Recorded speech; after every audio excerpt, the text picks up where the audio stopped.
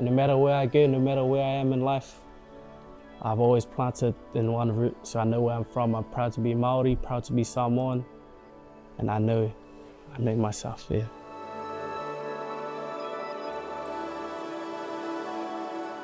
What my whānau has taught me is values like honor, respect. Taught me how to love, how to be have pride, be proud of my culture, be proud of my identity, and just be who I am. Back then, I don't think it was called OT, Oranga Tamariki. I think it was called, so how I remember it as SIFs. So I've experienced that, being taken from the SIFs, and it's just all in your mind.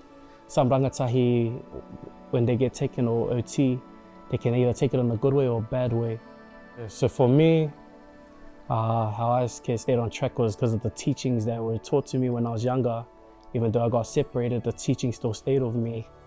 Family is like a branch on a tree.